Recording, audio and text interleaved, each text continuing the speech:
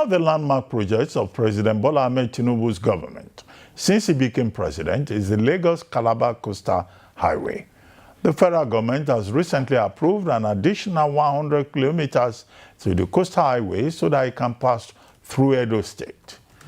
This brings the total length of the highway to 800 kilometers and the number of states covered to 9. David Umahi, Nigeria's Minister for Works, disclosed this last week at an Independence Gala night hosted by the Edo State government at the State Villa, Benin City, on October 1, 2025. Yesterday, a chieftain of the People's Democratic Party, PDP, Segun Shoumi, commended the Lagos-Calabar Coastal Highway project, describing it as a fantastic vision and a totally wide infrastructural initiative that reflects a renewed sense of progress and ambition for Nigeria. Joining us on this show to discuss the progress so far on the ongoing construction is David Umahi, Nigeria's Minister for Works. Good morning, Minister Umahi, and thank you for joining us on the morning show. Hello, sir. Can you hear us now from the Lagos studio? And my brother, friend, Rufai. Good morning, my very honorable minister. Good morning to you, sir. Okay, yes. Honorable Minister, you've been talking a lot about the Tinubu administration's achievements in the area of infrastructure. Most recently, you were in Edo State, and you talked about, look, the Lagos-Calabar Highway even being extended.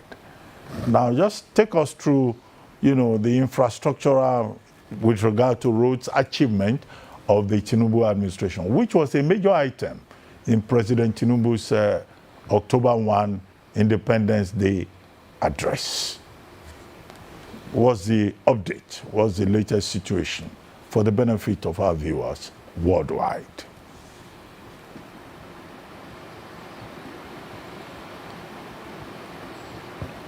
Hello, sir. Yeah, I don't know why this is disconnecting. I heard about it briefly and it cut off. But can you hear me? Yes, very clearly now. I was just asking about update on infrastructure and achievements of the administration, which you have been talking about. Yeah, before I go into that, Dr. Bati, oh my God. Go ahead, sir. Go ahead, sir. We can hear you. What? Okay. Now, before I go into that, Dr. Bati, Maya, and Rufai, I want to say, talk briefly on the Lagos-Calabar Coastal Highway because I listened to, the PDP chieftain that came on this program yesterday about this time, Otumba Shoemi, and I was very displeased with a number of damaging information, that Rufai dished out to the public. And I feel that it's very important that I clear, such damaging information. Rufai was very wrong when he said that I was struggling to give figures on Lagos-Calabar Coastal Highway cost. That is, very disrespectful because this is my profession. And I was in your studio, Dr. Abate, and I ran the figures from the basis, takeoff sheets, and arrive at the cost. Now, what Rufai is asking me to do is to give him cost per kilometer, from Section 1 at Ahmad Bello Way in Lagos, down to Cross River, Calabar. And that is very unfortunate because he wants to learn engineering from the back door. There is no two sections, or even within a road project, even where there are no challenges, that you can get a cost of 1 kilometer the same with the cost of the other kilometer. And I thought that I had sufficiently, explained the cost of the coastal highway. And I thought that each time there was award of any kind on infrastructure and other awards in Federal Executive Council, would always come out and then give out the analysis, to the public. And so what Rufai was saying was very inciting. And I think he's very good at doing this, and he should desist from that because it's actionable. Number one, the Section 1, the 30% component of it is, Naira denominated. The 70% is a loan component. And he knows that this loan component was put out to the public, by the developmental bank.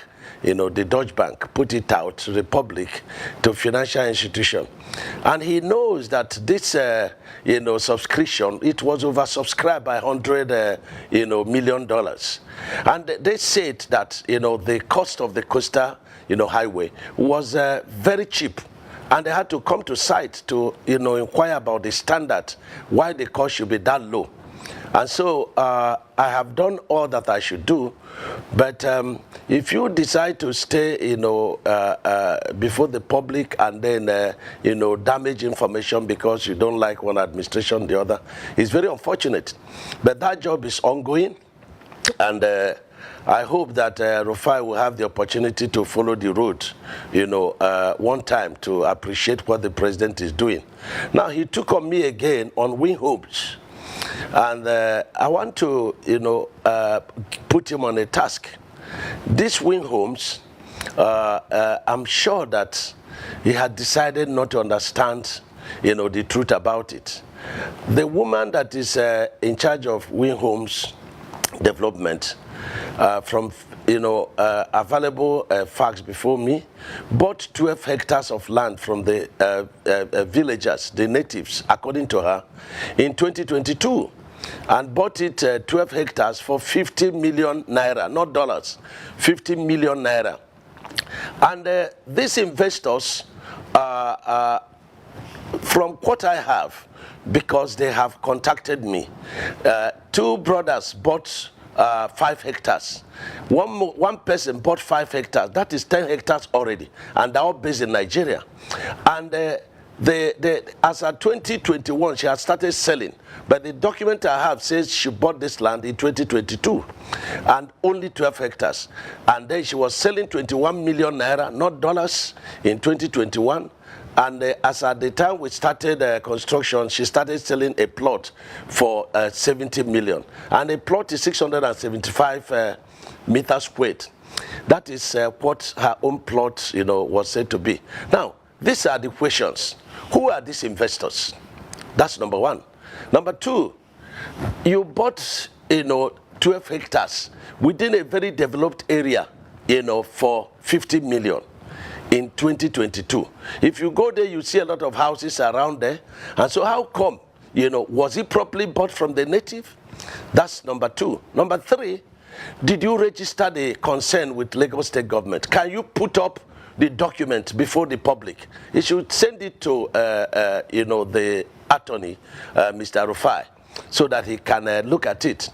Number four, who are the people that bought this land? Did they pay in dollars or they pay in naira? Should be able to publish it. Now, I took journalists last week to Lagos at the point of, and the rise was there. And they had to explore the entire premises. And if there were, buildings there and they were demolished, the tendency is that you will still see even some few rubbles there. If the land was reclaimed, you will not see the original vegetation. So they didn't discover any evidence that one building was put up outside the gatehouse, which we demolished. We, valued it and we demolished it, and that was 19 million. That's what they valued it for. And then there was also no evidence that there was approval for any building by the Lagos State government. If there was, they should put it forward. Number five, they should also show us those buildings where they were located and the monitoring of those buildings by the Lagos State government, because you would not be building without being monitored in Lagos State. So these are the issues. And she contracted civil society organization. And when I demanded for these documents, she started quarreling with them. So why are we not probing into issues that could damage the country? And why I'm interested in this matter for us to dig into the end is because she's using diaspora investors. Who are these diaspora investors? Can she publish their names and how much they paid and the allocation given to them? As of today, from the information available to me, she has allocated more land, she has allocated 300 plus of land. If you multiply it by 675, you'll be getting about 22 hectares of land, whereas what is on paper is 12. And her land is bounded by a very weak fence and about 10 meters of very funny constructed, drainage. Okay. And so the whole thing is there. Okay. You know, it is there for everybody to go there and see. Minister, has Rufai gone there to see it? Minister, you know. Minister, would you then lastly on this, yes. I need a right of reply. And I'm sure you will allow me do a right of reply because it's obvious you came for me today, my very good minister friend. You know, Rufai, hang on a minute. I'm still talking. Hang on a minute. To finish. After you went to report me to, you can finish, but after you reported me to President Tinubu, you are on here with me again today, but it's fine. I will respond to you, Minister. Go ahead.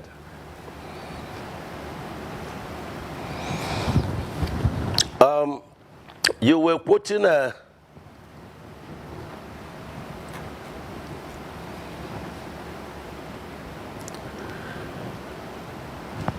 Abati, am I on? Go ahead, Minister. We can hear you. Go ahead. We can hear you. Okay. Yes. Now, the third one, Rufai became an attorney, darkening counsel without knowledge. She said, oh, there is a case in court. Yes.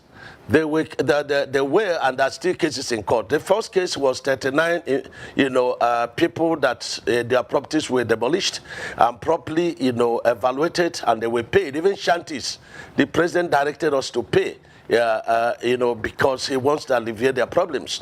Naturally and normally and by law, we don't pay for shanties when they are destroyed. You pay for properly, registered, properties, and when you destroy it, you pay. Now, the 39 of them, which Win Home was one of it, the court dismissed the case. Then she now single-handedly on her own went to Federal High Court and instituted another case. That case is on. Probably that's what Rufai, SAN is quoting. And then there's also another case she instituted, diaspora investors. This diaspora investor, there was no registered, evidence. And so they cannot sue or be sued. Now, the question is, in the court did not put any injunction against the work. And in any case, we had passed the road even before they went to court. If somebody sues you, Rufai, and says that, you passed, against the traffic, which you did sometime, you broke the law. And it does not mean that, you are restricted unless the court evidently says so. So these are the issues. Now, the diaspora, the investors, who are resident in Nigeria, with me and you, they have come to me, they have sent me a letter, they want to come to the office to see me. And I'm willing to see them. I wanted to take on the woman because when she's using the issue of diaspora investors, it makes other people, genuine investors that want to invest, to be afraid. This government is very friendly with, diaspora people, and so we wouldn't allow her to use the name and damage, the administration. So I had wanted EFCC to come into the case, DGSSS and police, and even the Interpol. But I have left it to the investors. When they come, they are willing to do that, they will process it. So these are the issues about the Coastal Highway. But notwithstanding, the Coastal Highway is going on very well, very competitive. We are in Session 2 now. We've opened Session 3 and 3B, 65 kilometers in Calabar and, and Akwa-Ibom. This Section 4A and 4B going on at Ogun. And also at Ondo. I would like to interject. This so that is about long. The Coastal Highway. Minister, yes, Minister, I would like to interject. This monologue is quite long. So at first, Minister, after you had gone to report me in front of President Tinubu and said all sorts, Anyway, I am not beholden to you. My job is accountability. You are too small for me to report you to the president. No, but they are You are too small Minister, for me to Minister, report you to the Minister, let me president. speak. Who are you for me to report you? Minister, let me speak. I have empirical evidence. The world watched it on the commissioner of the project when you mentioned the questions I asked you to the president. That was reporting me to the president officially. The world watches, so you don't need to dilly-dally about the empirical facts. I don't talk without facts, Minister. You know, when I have my facts, I talk. And I insist on my question when I ask on cost. Rufai, let me only address you. Minister, in, you will not. You will not allow me speak. The problem is you will not allow me speak. You spoke for over 20 minutes, over 10 minutes. Because you don't know what you are speaking. But let me speak. Let me speak. You will not. What your profession is. You will not allow me speak. You see, if you can just keep quiet and be calm and just allow me speak, I'll be happy. All right. So my question still persists as regards the cost per kilometer. You cannot tell me that we don't have a right to know the cost per kilometer. Even if it's an undulating landscape, give us all the facts and the details of the cost per kilometer. That's all we'll ask for. Other questions as regards the loans taken. Let me finish. I will Let keep me quiet finish. For you to damage Let me information. finish. Listen to me. Minister, you will not allow me speak. The minister will not allow me speak. No. Don't do that with me. Minister will not allow me with speak. me. I was in your studio. Minister will not allow me when the first section was on, and I ran the figures. And what you're asking us is 750 kilometers of coastal highway. We should tell you cost per kilometer. So you multiply by 750. That's nonsensical. No, so tell me the cost per kilometer. There's nothing too hard for you to tell me that figure. You've not still told me that figure. So I was right on that point. The second point... Because you don't understand anything. The second point I'm trying to make is You don't understand anything. I'm a professor in this field. Okay. You don't understand anything. What university gave you professorship in this field? You cannot ask me to tell you a cost. What university gave you professorship in engineering? I didn't know you were Professor Umahi, Minister. I didn't know. So... Please, I'm professor in practice. In practice. I'm professor in practice. Okay. I understand engineering very well. So secondly, and you have no knowledge of what you're asking. If you will let me... You have no knowledge. If you will let me ask questions. So you keep quiet. Okay. And then stop, okay. you know... Minister, it's all right. Keep dignifying yourself and let the world see you for who you are. If you allow me speak, the other 100 kilometers that you said they've added to it, we would like to know the cost per kilometer of that one. And the Winsome Homes, the case is in court. Now, I would like to know the cost per kilometer for that one. I would like to also know the over 700 billion first tranche of loan you guys got for this project. Has the money been spent? How was the money deployed? I would also like to know. I would also like to know the terms of that loan. All right? How many years? What's the payback period? What's the payback moratorium of that loan? And for the Winsome Homes, isn't it interesting that as somebody that's been a governor in the state, you know the law, a case is in court, and then you're coming to talk about the details of the cases in court. Because you denied that the case was not in court. Now you've already accepted that the case is in court. So is it not just better you thrash it out with the woman that has been reporting a case in public that we all heard, and I ask you questions based on that? So, Minister, just answer the questions. I've got no axe to grind with you. You know that. We've spoken many times. In fact, when your people call to book, I booked them, and I said you should come on air. So please just tell us those information. It's very important, Minister.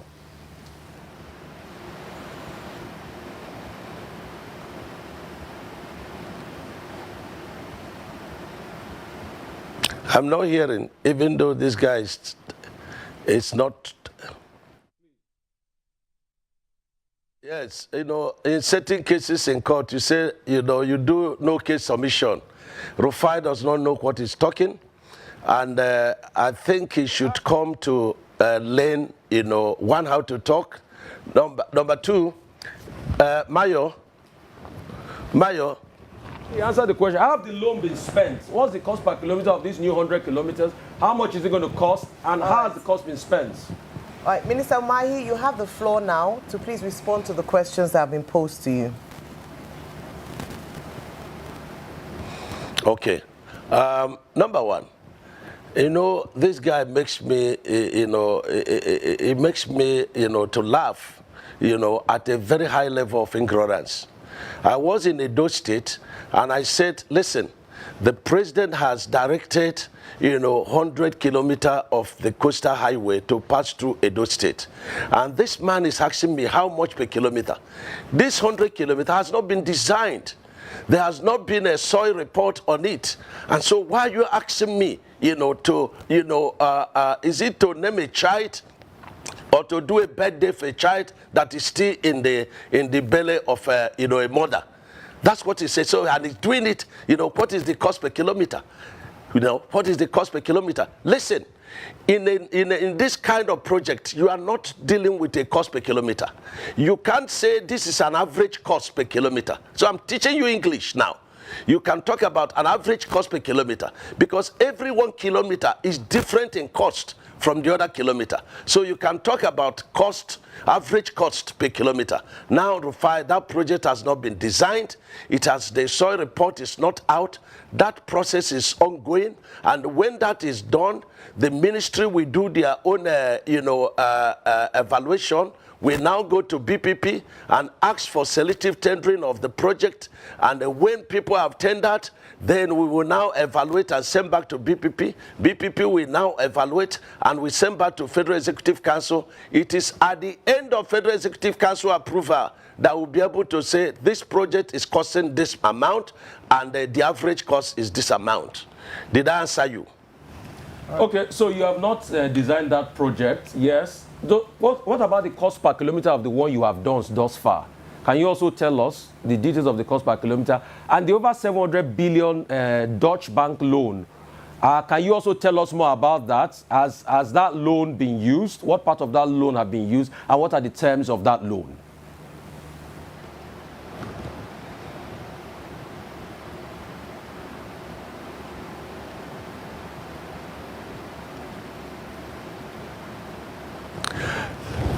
Yes, these are elementary questions, and it makes no sense.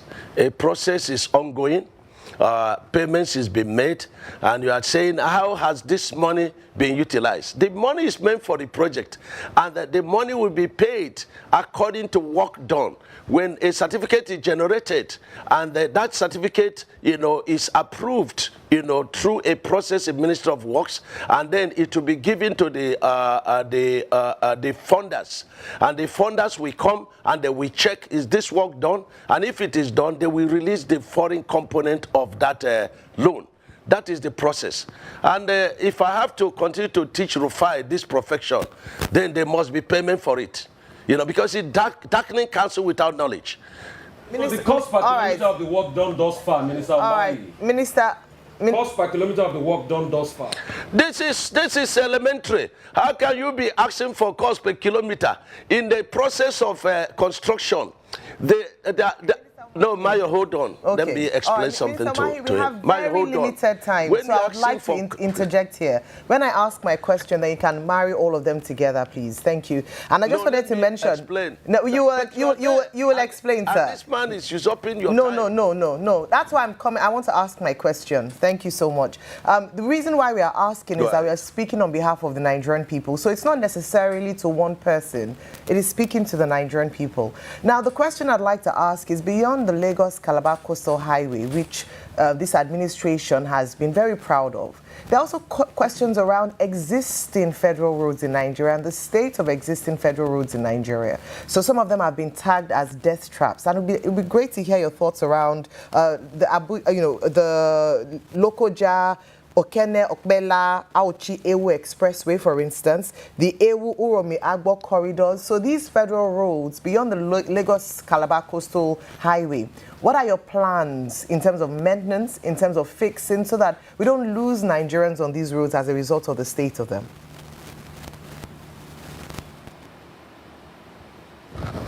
Thank you, Mayo.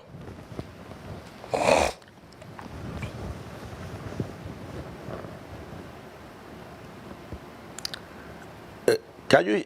Yeah. Okay. We can hear you. This is a very, it's very good question and it's very useful, and it's a question to help the country. Number one, we've been in office about 2 years plus, and every part of this country, the federal road is calling for attention. And the question is, will this road destroyed to this level just within the past 2 years that Mr. President came, in office?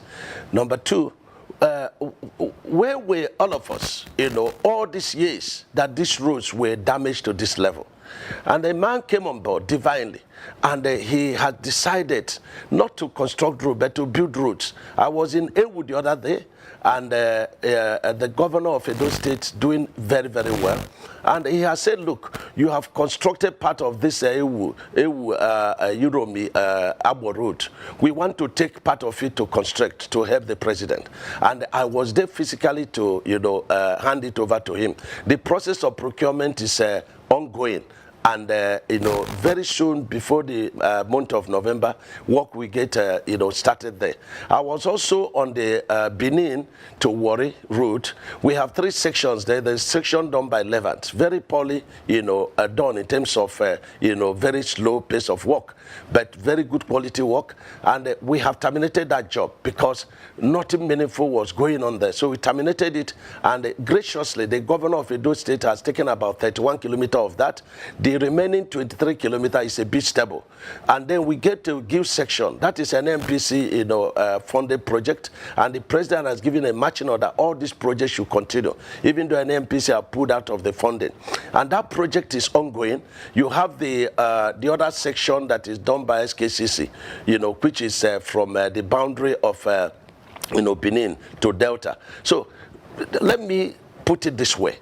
The president is tackling, and decisively, all the very major, projects within the economic corridor.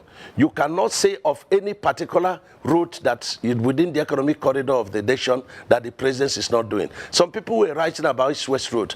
There are about 7 contracts going on in East West Road, and they are all very well, being executed.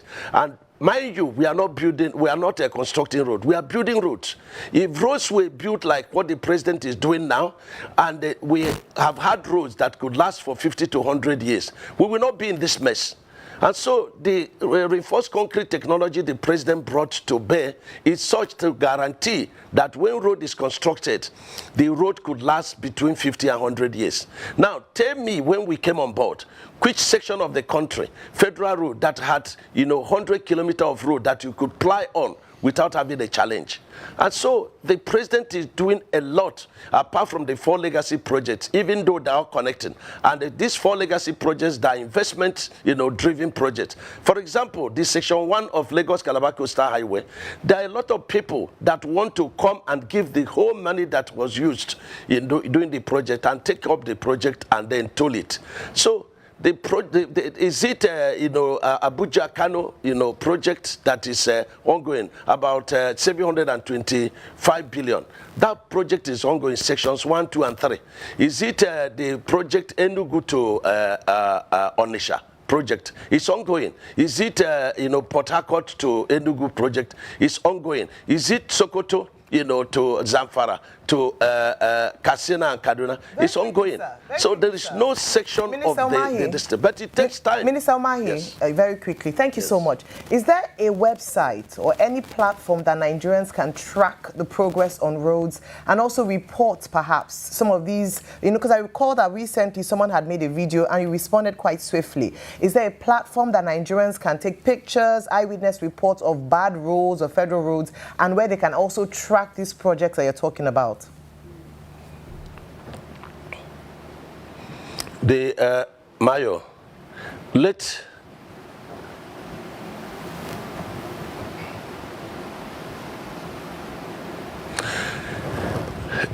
we have a website, and we have directed the governors of each state to deploy the state commissioners so that they will monitor what we are doing. And I have directed that in these major projects, we should list out major TV stations that will be able to go and be part of the operation. They will video the operation, they will video the method statement, and then deploy to the social media. So they can go to our website, and so we begin to download the operations to the distance, not only for the public to track the progress of works, but also to enable our young engineers to also learn. Those who may not be able to do the IT on site, they will also be able to learn. So these are ongoing. And we are starting a process that is going to outlive all of us. And that is by building a road that is properly constructed. And you can see it. When I said, you know, that the coastal route, you know, is so beautiful. And that, you know, if it's this beautiful, I don't know how the street of heaven will be like. And I expect my friend like Rufai not to, you know, defy the law, and so that he will make heaven alongside with us, you know. Well, on that note, You on have that not note, answered the cost per kilometer question. It's just a shame. on that note, Have a good 1 minute. Abati, tell this man that, you know, cost per kilometer of road that the section completed, there's nothing like that. In the road project construction, you may finish a pavement, you have not done the drainage. You may finish drainage, you have not done the solar light. So there's nothing like cost per kilometer until it is fully finished before you can know. And the Rufai, the word is average cost, not cost per kilometer, average cost. Next time, try and use it. okay, on that note, Honorable Minister, Senator David Umahi, we would like to thank you very much